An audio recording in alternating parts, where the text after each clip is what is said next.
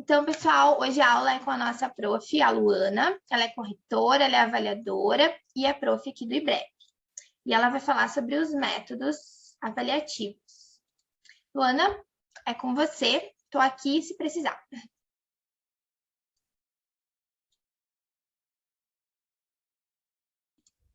Seu áudio está desligado. Ligado. Oi, pessoal, boa noite. Eu sou a Luana, tutora do IBREP. Acompanho vocês no curso de avaliação de imóveis.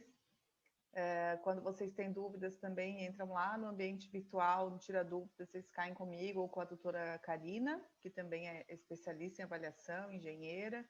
E a gente fica à disposição de vocês no decorrer de todo o curso. Dúvidas que forem surgindo durante os estudos, vocês podem nos acionar por ali. E também aproveitar essas aulas ao vivo, trazerem suas dúvidas. Eu trouxe hoje um resumão do curso. Não sei se vocês já trabalham na área, se tem alguma experiência. Quem não? A Márcia não. Então, assim, pessoal, fiquem à vontade. Às vezes, algum termo ou alguma situação pode parecer um pouco diferente, mas fiquem à vontade para enviar suas dúvidas, que eu, no decorrer, aí vou esclarecendo. E a gente vai tentar fazer que seja uma aula produtiva. Fiquem à vontade para enviar seus questionamentos. Vou começar falando um pouco sobre o que é avaliação. E, no caso, para nós, corretores de imóveis, a avaliação de imóveis é colocar no papel a nossa expertise, o nosso know-how, o nosso conhecimento. Então, quanto mais a gente conhece de mercado, melhor avaliador a gente vai ser. Hoje, para mim, é muito fácil, principalmente nas regiões em que eu mais atuo, chegar no imóvel e precificar ele. Quando a gente está tratando só de um simples agenciamento, né, uma angariação, trazer o imóvel para a pauta da imobiliária. Tanto para locação quanto para vendas. Eu trabalho aqui na região, sei lá, uns 10, 15 anos, então já tenho uma familiaridade. Mas quando a gente vai falar de uma avaliação mais formal, a gente precisa seguir o método, né? Que o método mais indicado para nós é o método comparativo. Mas isso a gente vai falar um pouco mais ali na frente. Então, por regulamentação, todo corretor devidamente inscrito no CRECI da sua região pode avaliar. E compete ao corretor de imóveis exercer a intermediação de compra, venda, permuta, locação e pode ainda opinar quanto à comercialização imobiliária. Nós somos especialistas em mercado imobiliário. A nós compete avaliar o imóvel, enquanto os engenheiros têm outras prerrogativas. Eles avaliam questões estruturais, quando se trata do imóvel rural, análise de uso de solo, que não são habilidades que a nossa profissão tem pelo conhecimento que a gente, né, tem durante o curso e nossa habilitação legal. Então, é para especificar questão de comercialização imobiliária. Seguindo. Opa. Aqui a gente tem a parte que fala de uma resolução, onde fala que onde nos trouxe a prerrogativa da avaliação imobiliária, né? Que a determinação do valor de imóvel depende principalmente do conhecimento do mercado imobiliário local e das características do bem. Então, não é só o engenheiro que pode avaliar um imóvel, o arquiteto, e sim nós, corretores de imóveis também, quando não se tratar de outras questões estruturais. Quando a gente vai avaliar um imóvel e percebe que tem uma questão estrutural, é melhor chamar um engenheiro ou um arquiteto para compor essa avaliação em parceria com a gente, porque essa parte não é da nossa habilitação. Então, avaliar já é competência do corretor de imóveis, qualquer corretor de imóveis pode avaliar, mas vocês, corretores que têm o curso de avaliação imobiliária, vão poder se cadastrar no KNAI e se denominar corretor avaliador por ter um curso especializado e emitir o PITAM, que é o Parecer Técnico de Avaliação Mercadológica, com direito ao selo certificador. Então, para isso, a gente deve cumprir o que determina a Resolução 1066/2007 do COFES. Eu indico que todos leiam com atenção, essa é a resolução que norteia a avaliação por corretores de imóveis. E só nós, corretores com curso de avaliação, que temos direito ao selo certificador. Nas avaliações formais, uma avaliação para questões judiciais, reavaliação de PTU, por exemplo, os órgãos pedem um corretor habilitado, ou seja, um corretor com o KNAI. Então, terminou o curso de corretor de imóveis, você pode requerer o seu KNAI fazendo o cadastro lá no CRECI. Para cadastro no CRECI ou no KNAI, precisa ser corretor com o TTI, já precisa estar formado. Quando vocês se formarem no TTI, vão requerer o seu CRECI. Depois de ter o CRECI em mãos é que você pode solicitar o CNAE, não pode pedir os dois juntos. O CRECI não tem essa flexibilidade. Ou os corretores que fizeram o curso superior de gestão imobiliária, esses já têm uma matéria do curso de avaliação lá, de avaliação imobiliária, né? Então não precisam fazer o curso que vocês fazem hoje, mas isso é só uma questão de conhecimento mesmo para habilitação, tá? Então, a resolução 1066 COFES é a base atual para avaliação realizada por nós, corretores de imóveis. A gente utiliza algumas referências, lá no curso vocês vão ouvir falar bastante da NBR 14653, só que ela é para nos nortear, porque hoje ela é a única normativa que fala de avaliação imobiliária. Acredito que no futuro vai surgir algo mais específico para nós, corretores de imóveis, mas por hora a gente segue a referência da NBR 14653 e a resolução 1066/2007 COFES. Então, ali no nosso título do parecer, deve constar parecer técnico de avaliação metodológica, conforme a Lei 6.530, a resolução 1066 e o ato normativo 1 de 2001. Então, é só questão técnica, não é nada muito, vamos dizer assim, prática, né? É mais técnica para ter um embasamento. Em relação à questão ética, nós, corretores de imóveis, respondemos civil e penalmente pelos atos praticados danosos aos clientes, que mesmo que a gente tenha causado por imperícia, imprudência, negligência, enfim. Então, assim, a gente não pode induzir um cliente a erro. Por isso que a nossa avaliação tem que ser técnica, baseada num conhecimento de mercado. Outra questão ali no nosso código de ética é vedado aos corretores de imóveis aceitar tarefas para quais não esteja preparado ou que não se ajustem às disposições vigentes, ou ainda que possam prestar-se a fraude. É muito comum amigos, parentes, até desconhecidos chegarem na imobiliária e solicitarem, pedirem uma avaliação. Avalia minha casa, mas eu preciso que seja no valor X. A gente não deve realizar esse tipo de avaliação, claro, parece brincadeira eu estar falando isso, mas é comum existir esse tipo de solicitação. Então, a gente não deve aceitar, a gente não tem que falar a realidade do mercado. E ainda assim, olha, eu não conheço aquela região, é um perfil de imóvel que eu não sei como vou iniciar essa avaliação. Chama algum colega mais experiente para fazer essa avaliação em parceria, né? Sinta-se seguro para não acabar correndo aí numa infração ética. Responsabilidade civil independe da culpa. Então, um trabalho mal realizado pode gerar o direito da gente indenizar o cliente ou a quem tenha causado o dano.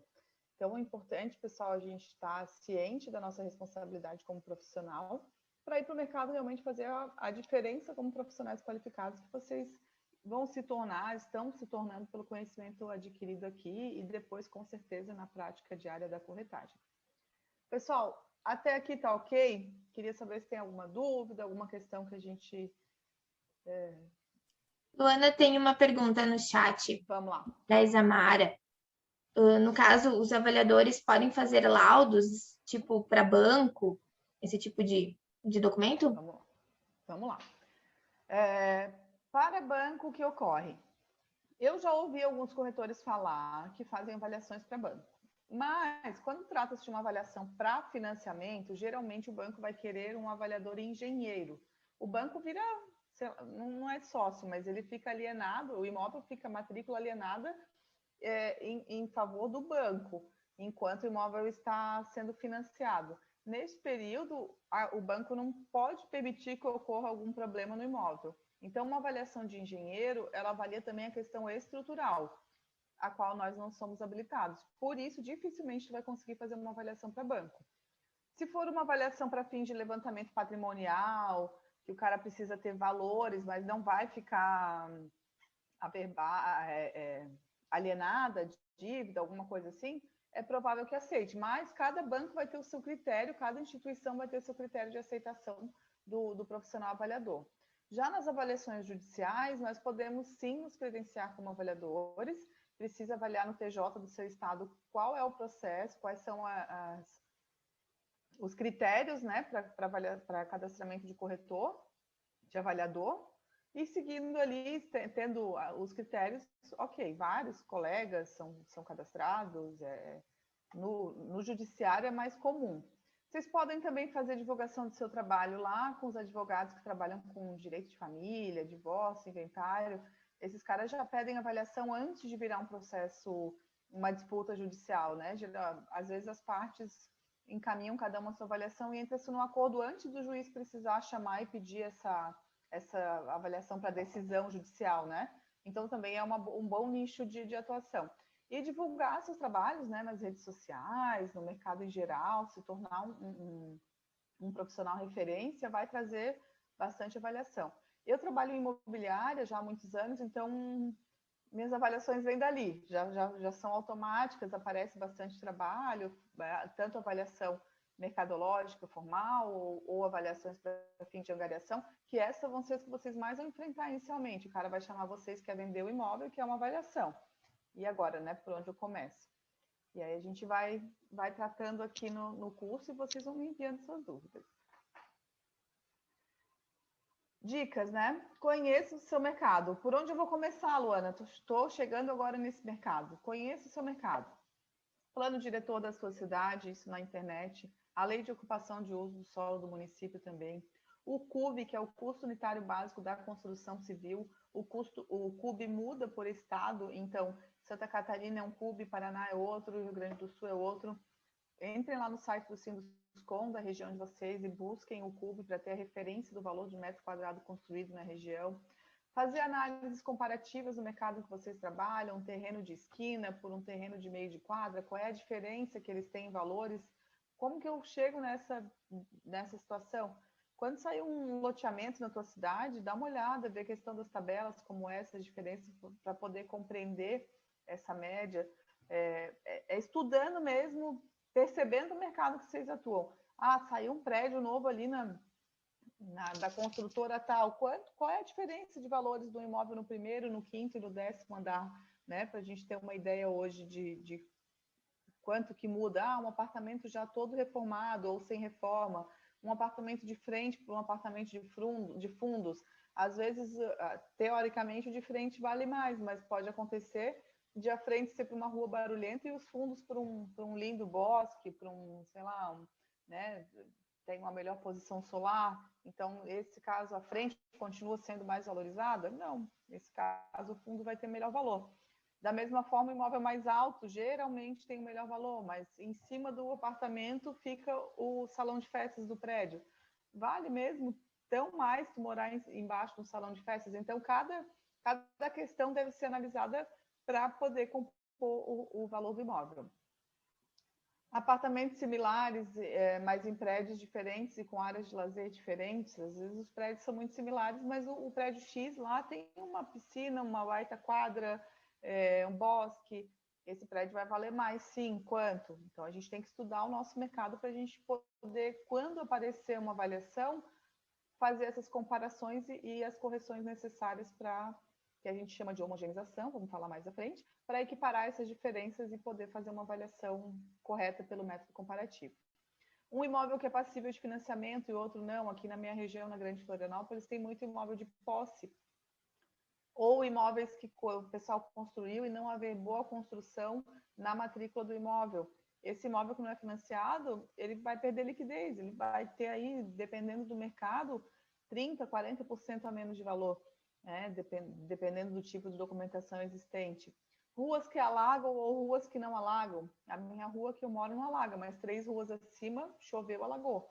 Então, não dá para comparar essas ruas, né? A que alaga tem que sofrer uma depreciação. Como que a gente vai saber disso? Estudando o nosso mercado, vendo as ofertas. Tem dicas aí, pessoal, aplicativo Zap, Viva Real, Chaves na Mão, são anúncios de ofertas de imóveis ali que pode acompanhar a flutuação do mercado. Ali a gente está falando de oferta, não valor final de comercialização, mas a gente começa a ter uma base, um conhecimento do mercado. E por fim, e não menos importante, acho que até mais importante, opiniões de outros corretores podem ser consideradas. E devem ser consideradas. Eu tenho mais de, acho que uns 15 anos, um pouquinho mais de mercado imobiliário, diretamente aí na área de vendas e locações, e eu sempre recorro aos colegas, gerente, dono da imobiliária. O importante é chegar na informação correta sobre aquela região, sobre aquele perfil de imóvel. Então, busque informações e podem sim considerar opiniões de outros colegas corretores. Ok até aqui, pessoal? Acho que sim. Então, vamos lá. Então, sobre os honorários. Primeiro passo, quando a gente vai falar sobre avaliação imobiliária e tal, é a gente determinar, pactuar os honorários, preferencialmente por escrito, para depois não ficar o disse-me-disse, que nem que seja uma mensagem ali no WhatsApp, mas para a gente ter uma informação. Ali tu vai ter que considerar teus custos com locomoção, teu tempo, tuas pesquisas, se é tu que vai levantar as certidões do imóvel, isso tem custo. Então, faça essa pactuação. Ah, mas como que eu chego lá? O Sindimóveis, os sindicatos corretores de imóveis, tem uma tabela com sugestão de honorários. As tabelas elas costumam contemplar as práticas de cada região. Então, a tabela é regional também. Santa Catarina tem uma, Rio Grande do Sul, São Paulo. Então, olhem lá no site do Sindimóveis, ali vocês começam a ter uma base. E também, de novo, conversar com os colegas que já trabalham na área, questionar, olha, quanto que você está cobrando, média? Então, a gente acaba tendo um padrão ali para apartamento, para casa, imóveis mais complexos, aí tu vai cobrar um pouco mais. Então, a distância, tua qualificação, hoje já é um profissional mais reconhecido no mercado, tu vai poder começar a cobrar um pouco mais. Então, essa questão de honorários, ela não há uma regra, mas o sindicato sugere, tem uma tabela sugestiva de honorários. Então, vamos lá. O método mais indicado para nós, corretores de imóveis, é o método comparativo, por ser o que melhor espelha o comportamento do mercado. Como que a gente começa? Vai analisar a documentação. A gente vai verificar ali na matrícula do imóvel que o ideal é que a gente tenha uma atualizada. A atualizada, acredito que vocês já saibam, tá? Mas ali da matrícula do imóvel consta todo o histórico do imóvel, de quem ele foi, para quem ele foi vendido, qual foi o valor, se tem algum agravo. Às vezes o cara tem uma dívida trabalhista e o imóvel está penhorado e ele te apresenta uma matrícula antiga, então pede uma atualizada. Se ele não te oferecer, inclua no teu custo ali da avaliação e solicite uma certidão atualizada. Às vezes o cartório leva até 5 dias úteis para emitir uma, então, além de, né, vocês têm que combinar o prazo da entrega da avaliação. Considerem que esse prazo vai ter que aguardar a chegada da matrícula. O título aquisitivo, né, a gente deve avaliar o título aquisitivo, que pode ser uma escritura, uma matrícula atualizada preferencialmente, o IPTU, toda a documentação relativa ao imóvel. Nessa parte, quando a gente vai analisar a documentação, a gente vai ver ali, é uma casa que eu estou avaliando. Apareceu a certidão, a matrícula só do terreno, não existe uma casa verbada ali. Então, isso vai depreciar o imóvel e vai depender da documentação já existente. Se já tem um projeto aprovado pela prefeitura, tudo certinho o processo, e só não foi pago, só não foi finalizado, ele vai ter só aquele custo para regularização final. Mas se o cara fez uma obra sem a BITS, sem a RT lá do engenheiro ou do arquiteto, ele vai precisar, a depreciação vai ser de acordo com o custo que a gente vai ter para regularizar esse imóvel para que ele se torne legal, financiável, né? Às vezes não vai acontecer, o proprietário não tem interesse, ele só quer a precificação, então a gente vai verificar no mercado. Se a gente conseguir comparar esse imóvel com imóveis com a mesma situação documental, ok.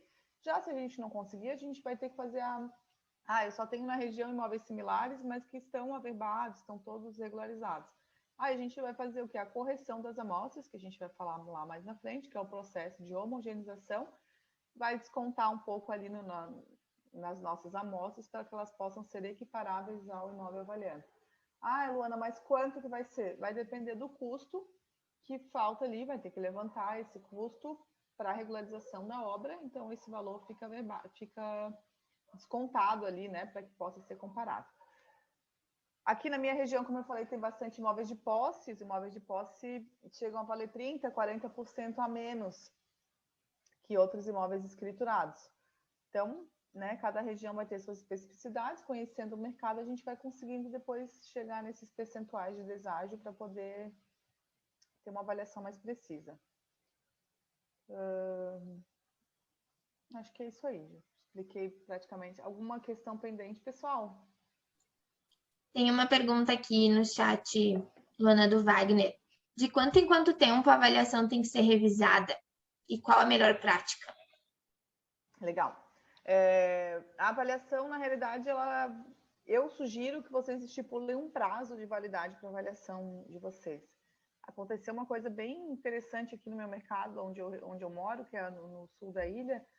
O Campeche teve uma valorização o bairro, a praia, de mais de 20% de um ano para o outro, devido à pandemia. Então, imagina uma avaliação de um ano atrás, hoje ela já não corresponde mais à realidade do mercado. Então, no mercado estável, quando a gente, né, tá tranquilo, a oferta e procura ok, dá ali um prazo de 3 a 6 meses. Num mercado instável, eu colocaria 30, 60 dias, né? Porque a pessoa vai utilizar aquela avaliação para um fim. Ela te contratou, tem aquele prazo. A média que eu coloco, que eu sugiro até 6 meses.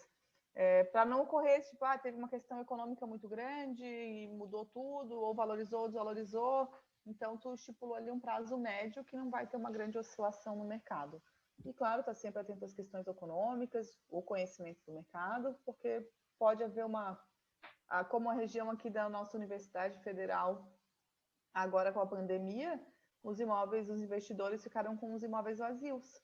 E muitos investidores têm vários imóveis lá naquela região. Então, hoje tu passa ali, são muitas placas de imóveis, pouca procura, muita demanda e os preços caíram.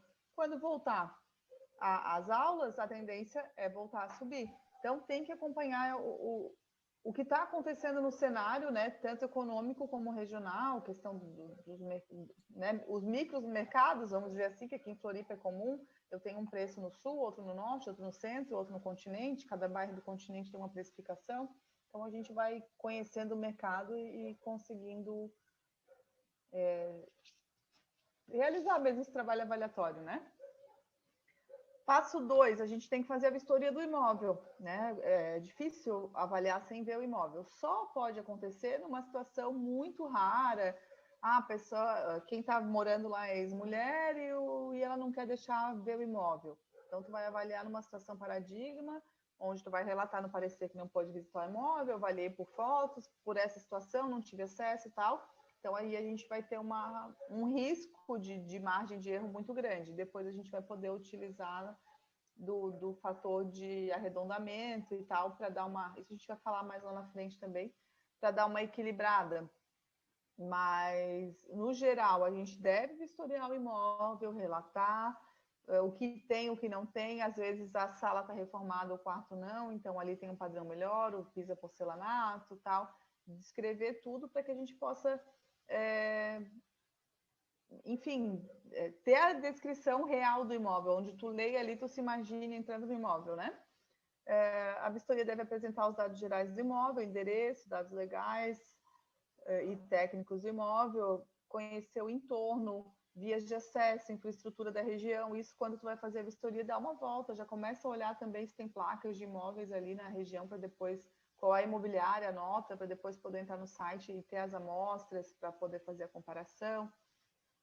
E é no momento da vistoria que a gente vai identificar o padrão de construção, se é alto, normal ou baixo. Esse padrão também, quando a gente vê lá no CUB, tem o padrão o normal, o baixo e o alto. A gente vê que muda a precificação, porque, claro, o custo de uma construção de baixo padrão é menor do que a de alto. A de alto vai ter acabamento em mármore, porcelanato, massa corrida, enquanto uma construção de baixo não vai ter, ela só vai estar no reboco, pintada direto ou não, enfim, vai depender do imóvel que a gente vai estar avaliando. E dentre outros itens, a gente vai ver os materiais construtivos e de acabamento utilizados lá, que vai caracterizar o padrão. Como eu falei ali, o porcelanato, tal, bater o olho, tu já consegue identificar o perfil de imóvel que é, né?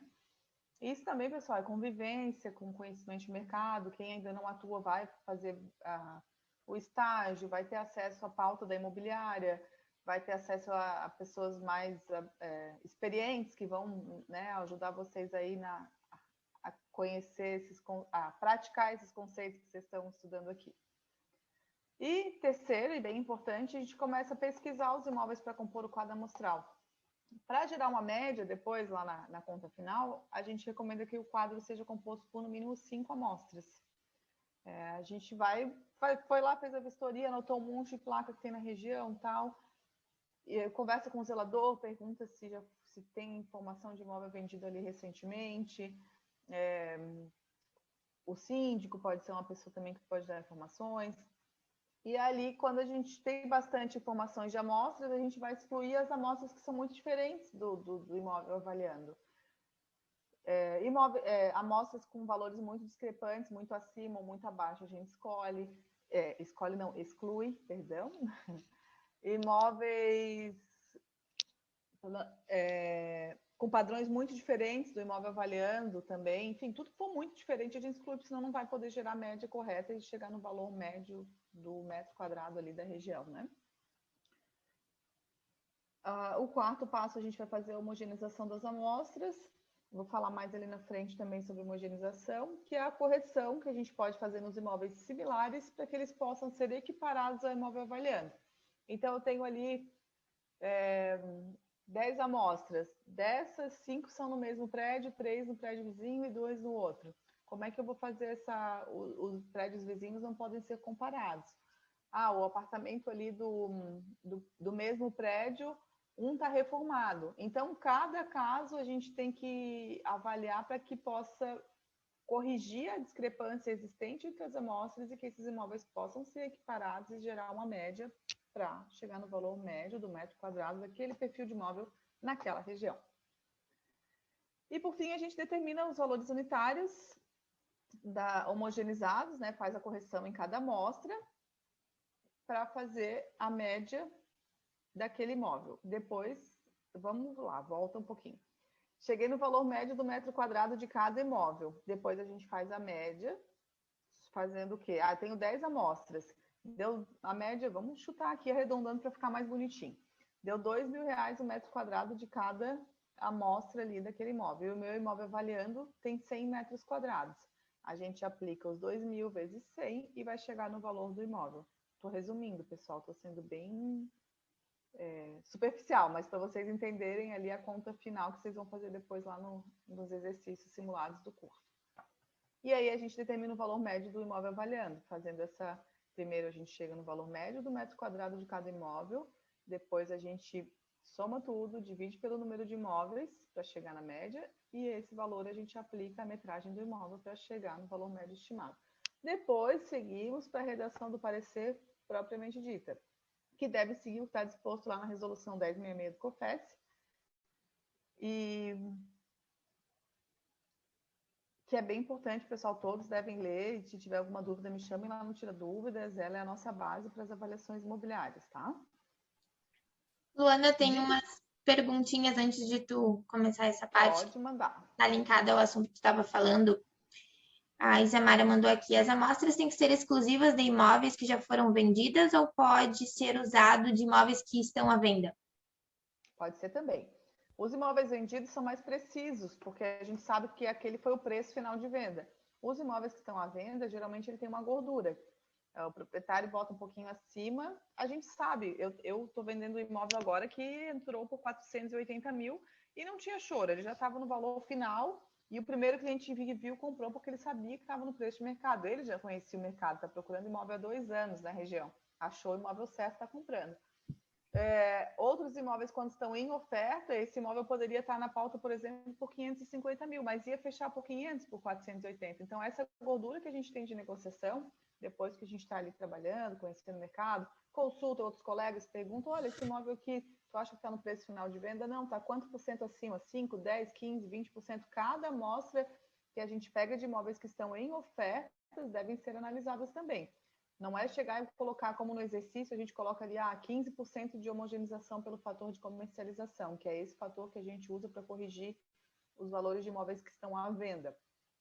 A gente trata de imóveis fictícios ali nos exercícios, mas na prática das avaliações, vocês vão ter que ver cada caso. Esse imóvel aqui está 5% acima do valor de mercado, esse está 10%, esse está 15%. Vai corrigindo ali para que ele possa gerar a média correta, senão o teu imóvel vai estar com o valor superestimado lá no final da avaliação. Mas a gente vai falar também mais um pouquinho depois sobre os fatores de homogeneização, mas o conceito é esse. Tem uma outra aqui também que entra, acredito que entre nesse assunto do Kurt. Ele perguntou como avaliar ou quantificar a depreciação relativa a danos de estrutura e acabamentos construtivos. Não nos cabe avaliar danos estruturais. Essa avaliação ela é realizada por engenheiro.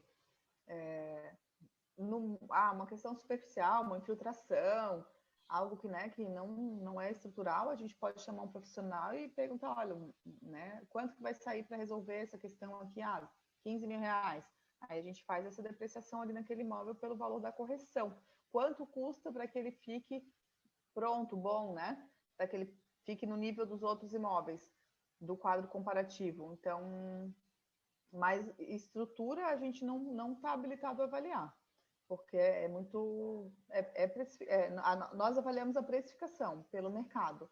Estrutura, dano é engenheiro e arquiteto. Tem mais uma aqui que entrou agora também, que eu acredito que seja relacionado. Como saber qual a porcentagem ou deságio para usar para um determinado fator? Exemplo, localização, topografia. Existe alguma tabela com esses valores a serem aplicados? Existem tabelas, só que elas não devem ser utilizadas, elas devem ser utilizadas só como referência. Essas tabelas podem mudar, a questão mercadológica é muito variável, né? Então vai chegar, a minha região é diferente da Inajara, por exemplo, que mora em outra cidade. Então a gente não tem como... Só um minuto. A gente não tem como corrigir o imóvel só pela tabela de referência, porque ela pode te levar ao erro. Então, é o conhecimento de mercado. Ah, topografia. A gente vai ter que ver ou conversar com corretores mais experientes ou chamar um topógrafo para avaliar a questão da topografia, ver o que dá para construir naquele terreno, se ele é aclive, se ele é declive. E aí é mais complexo porque a gente está falando também de questão que pode envolver um projeto. Talvez tenha que chamar um arquiteto para compor avaliação em parceria.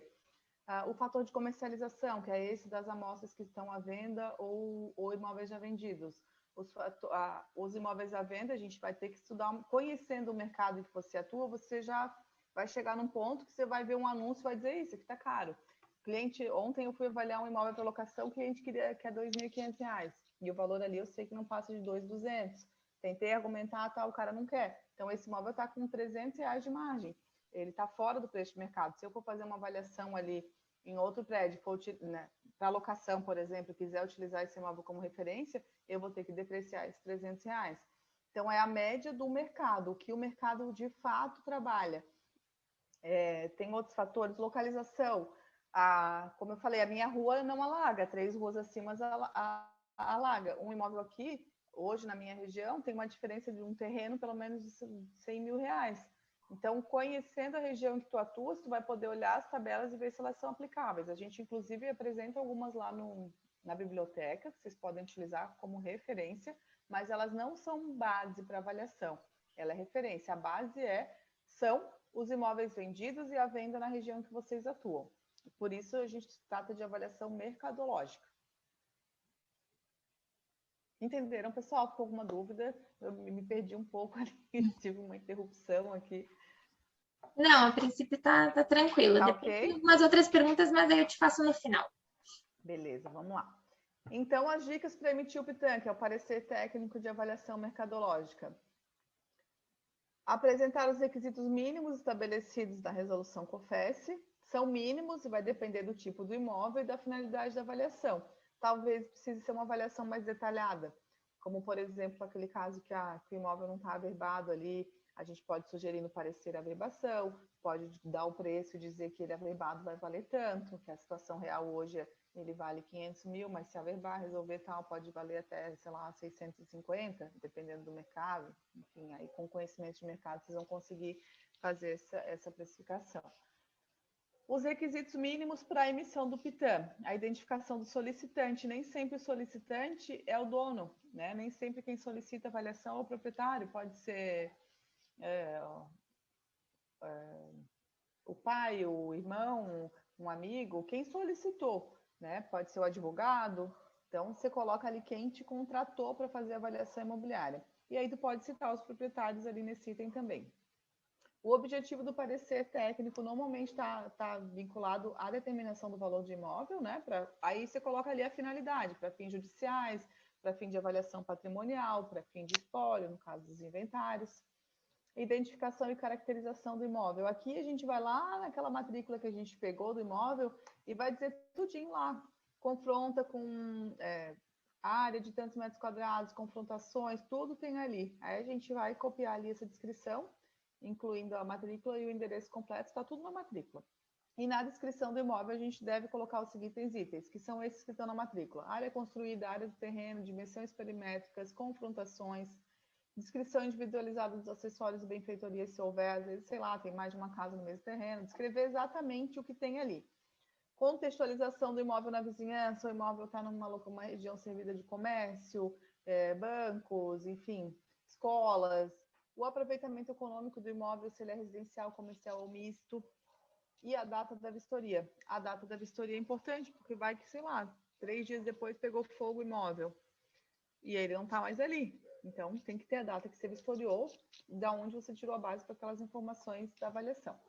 E a indicação da metodologia utilizada, que a gente deve, sempre que possível, utilizar um método comparativo, porque nós somos corretores, os outros métodos envolvem questões mais estruturais e tal, então o ideal é que a gente utilize o método comparativo.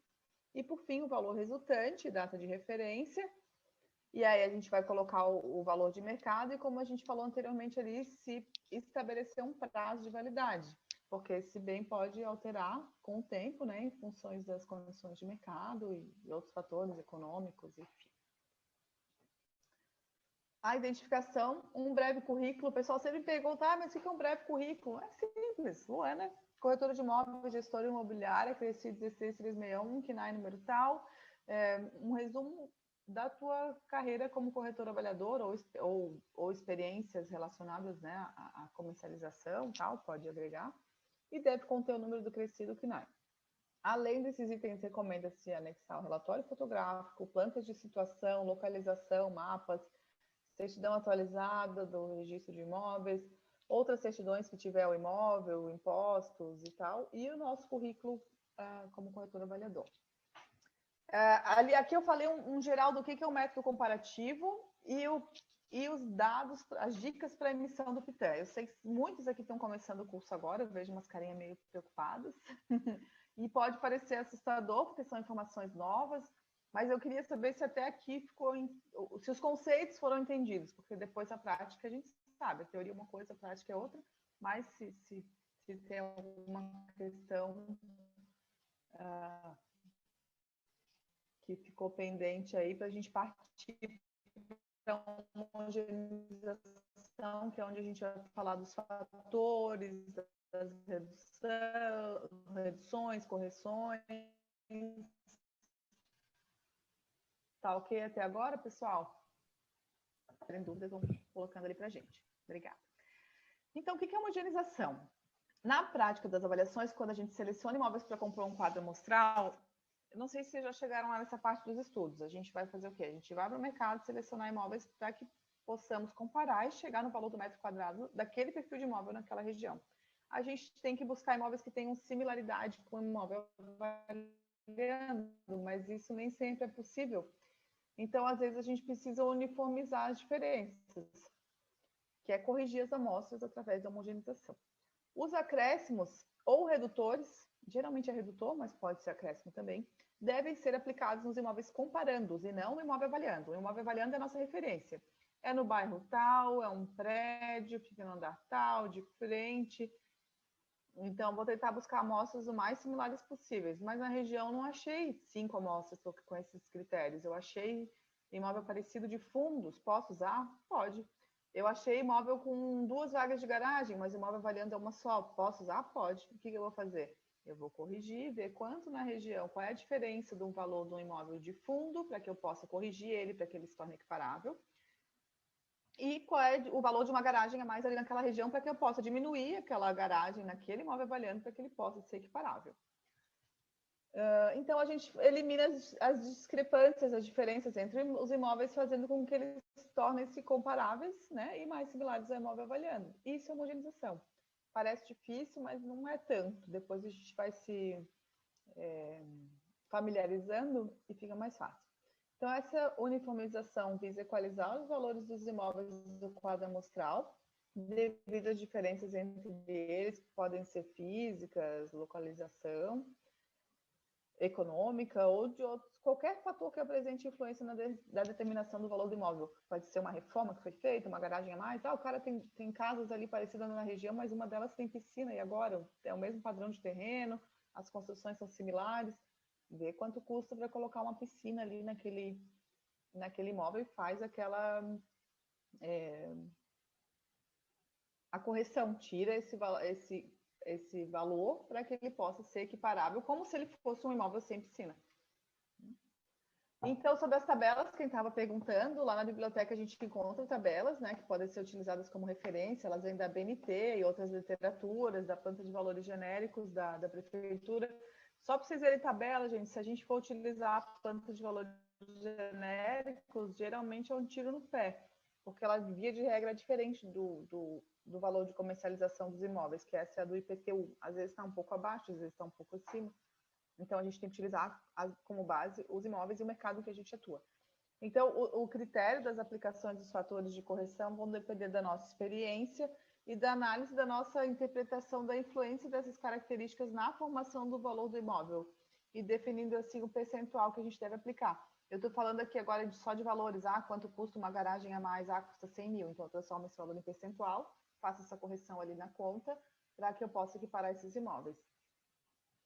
Os fatores de homogeneização devem acompanhar a flutuação de mercado. Exemplo, aqui na minha região, que os imóveis de um ano para o outro aumentaram 20%.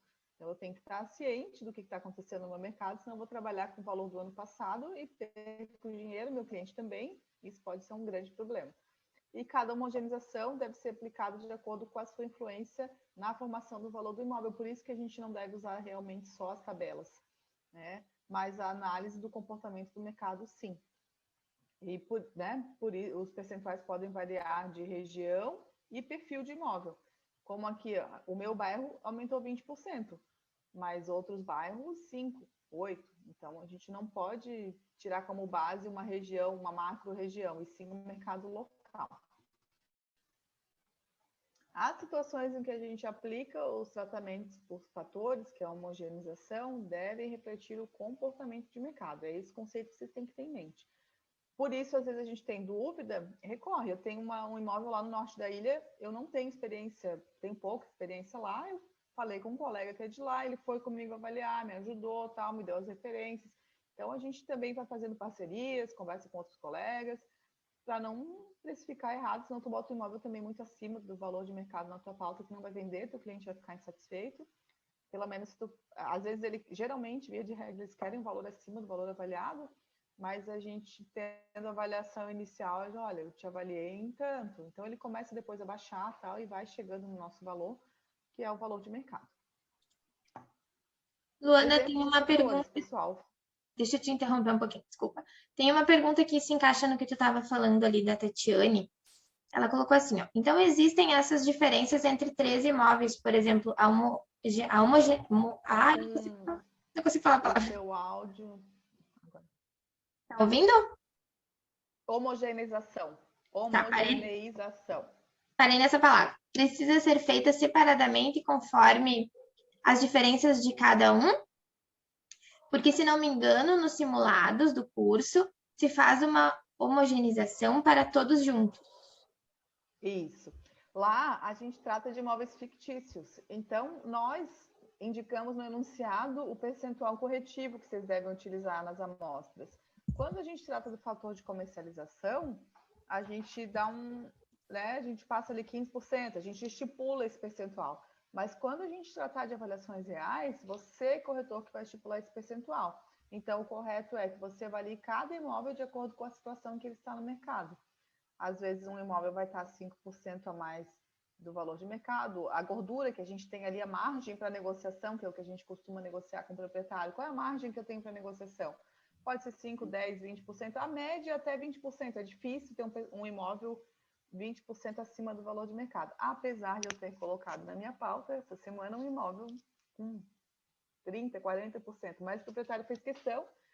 Eu não vou vender, provavelmente, só se for um cliente muito que queira aquele imóvel, mas a chance é muito pequena. Hoje as pessoas têm noção de valor, o cliente está muito bem informado, ele vai para a internet, ele sabe quanto vale o imóvel naquele prédio, naquela região. Então, mas é isso. Corrige cada imóvel. E vamos supor, um desses imóveis aí estava com 10% acima do valor de mercado, por ser imóvel em oferta e não imóvel já vendido. Além disso, ele tem 2 vagas de garagem e o meu imóvel só tem uma. Então, eu tenho que fazer mais uma correção nele. Não é uma correção só. Então, a gente tem que avaliar caso a caso para poder aplicar a correção devida em cada imóvel, para que ele possa ser, de fato, equiparável ao imóvel avaliando. Por isso, o ideal é que a gente busque amostras o mais similares possível, mas nem sempre o mercado tem de mão beijada ali para a gente 10 amostras, 5 amostras no mesmo prédio, informações. Às vezes no banco de dados da imobiliária tem, às vezes o seu colega da outra imobiliária pode te dar algumas referências, mas não é comum a gente ter algumas, assim, tudo prontinho, né? A gente tem sempre que fazer as correções. Em cada imóvel, em cada situação que ele apresenta de divergentes, diferente do imóvel avaliando. Luana, também tem uma outra pergunta do Kurt. Eu devo citar todos os imóveis utilizados para comparação dentro do documento ou apenas utilizo os valores sem citar os imóveis em si? Então, coloca as informações principais, né, dos imóveis, e quando for uma avaliação formal, é imprescindível a indicação das fontes. Quem que te falou esse imóvel? Ah, foi o corretor X, foi a imobiliária tal, foi o zelador do prédio, foi o vendedor do imóvel. Então, quando for imóvel, uma avaliação formal, judicial, tem que indicar as fontes. Tirei do site da imobiliária tal, ou falei com o corretor tal, mas o quadro amostral deve considerar as principais informações, ou do endereço, prédio, para que possa também justificar, embasar a tua avaliação, né? Mais alguma questão, Inajara? Relacionado a esse, não. Não, depois mais no finalzinho tenho mais umas perguntas, mas aí eu te faço mais para final. Beleza. Então, eu vou dar uma acelerada, que a gente está chegando já nos 10 minutos finais, mas ficando alguma dúvida que não possa ser respondida aqui a tempo, me acionem no Tira Dúvidas, tá, pessoal? Fiquem à vontade. A resposta lá não é em tempo real, mas eu sempre respondo a todos. E vou acelerar aqui para a gente poder tirar as dúvidas finais ali que já estão na espera. O fator de oferta e comercialização é para adequar a diferença de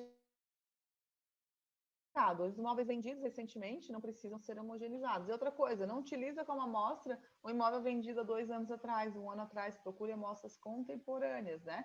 Que sejam de um mercado que não teve muita oscilação, senão sua avaliação também vai ficar desatualizada, defasada. Analisar o tempo que o imóvel está sendo vendido também pode ser uma boa fonte para a gente entender qual o deságio aplicar, que pode chegar até 20%, que é o fato da gente considerar o valor superestimado pelo proprietário, a gordura que tem ali para negociação.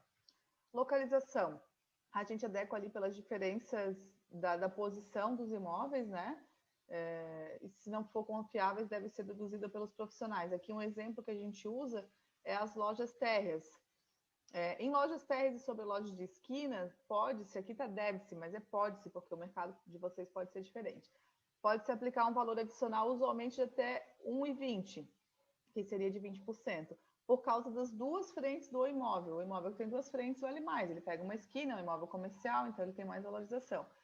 E aplica-se, por causa das duas frentes do imóvel. Em apartamentos de fundos, um fator de valorização de até 0,90, ou seja, 10%, ou até maior.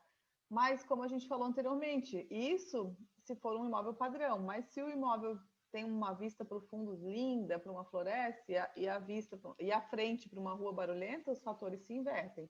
Então, a gente tem que conhecer o mercado, saber do que a gente está falando, e esses percentuais podem variar por região, por isso tabelas pré-estabelecidas não são sempre indicadas. Fator topografia. O imóvel pode sofrer um decréscimo de até 0,70% ou 30% no preço em relação ao terreno plano, que seja situado ao lado. Idem dos que forem passíveis de alagamento e outro não. Isso é uma média de mercado. A regra vai ser o mercado em que vocês atuam. Fator idade e conservação. Destinado a adequar as diferenças entre imóveis mais velhos ou mais novos que o avaliando, ou ainda se está melhor conservados ou com problemas que necessitem de reformas importantes. Tem 5 amostras, mas uma delas, o apartamento está todo detonado, nunca passou por uma reforma. Então, ele tem que ser depreciado para que possa ser equiparável com o imóvel avaliando, que é mais bonitinho, já reformadinho. Fator padrão construtivo, destinado a adequar as diferenças do nível construtivo. Utiliza-se como base, em modo geral, os valores apresentados pelo Sinduscom. padrão normal, baixo e alto, podendo interpolar. Por que pode interpolar? Às vezes o cara tem uma casa linda, nos fundos lá tem uma edícula que é antiga, ele construiu lá para começar. Então, aquela metragem lá tem que ser considerada com outro valor em relação à casa. Um exemplo. Pesquisem lá no site do Sinduscom, pessoal, que é bem legal conhecer essas tabelas. E eu deixo aqui alguns exemplos também de Pitan, que um é bem simplificado e o outro é bem completo, para vocês terem como base e irem se familiarizando, né? E outros exemplos estão disponíveis na biblioteca, lá no livro digital disponível na biblioteca também. E sobre os honorários, como a gente falou anteriormente, não tem uma tabela específica para a emissão do Pitan, ela é sugestiva, então os valores da tabela são orientativos, mas a gente deve verificar ali para formular a nossa proposta, o tempo que a gente vai levar, o valor do imóvel. Às vezes é uma pessoa que é de baixa renda, então meio que posso ajudar essa pessoa a fazer um trabalho mais social, vou cobrar baratinho, né, para poder resolver e também ganho o meu. Então, cada caso é um caso, você que vai precificar o seu serviço. A habitualidade é um advogado que tu virou parceiro, o cara te indica um monte de gente, a localização do imóvel fica num bairro muito distante. Isso tudo a gente tem que incluir no custo dos honorários que a gente vai trabalhar as avaliações. Pessoal, eu tentei fazer um compilado, assim, trazer as principais informações do curso. Vamos reservar esses minutos finais aqui para as dúvidas, aqui no bate-papo. Vou te passar as dúvidas que eu ainda não tinha te dito. Tá bem, obrigada. A Isamara mandou aqui uma mensagem. Imóvel de posse é quando o cliente só tem contrato de compra e venda? Isso.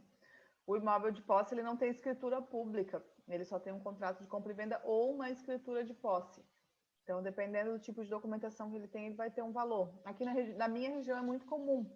E alguns deles podem se tornar escrituráveis desde que cumpram os critérios ali para fazer o uso capião, que é o processo de regularização e emissão de uma matrícula, né? Daí o imóvel passa a ter a sua certidão de nascimento e aí ele pode ser financiado, está regularizado.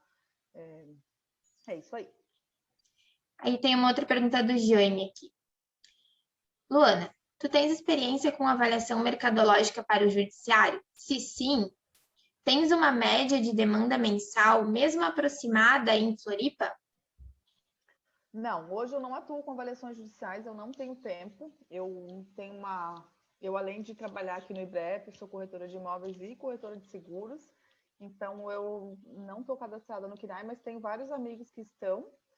E se eu te disser agora um número de demanda, eu vou estar te mentindo, mas tu pode me mandar ali no Tira Dúvidas, eu falo com esses amigos e consigo te dar uma média. Mas hoje eu não tenho tempo para absorver mais tarefas, e ali daí o judiciário é uma coisa muito séria, você tem que se comprometer com prazo, né, tal. Eu tenho outras prioridades no momento. Vou te fazer que tem uma última pergunta, depois a gente já pode ir para o final. É do Wagner. Onde podemos encontrar um exemplo de contrato de prestação de serviço? Eu tenho 2 modelos que da internet tem bem simples e outros mais complexos. Deixa eu ver aqui, eu posso compartilhar com vocês agora, se vocês me derem um minuto.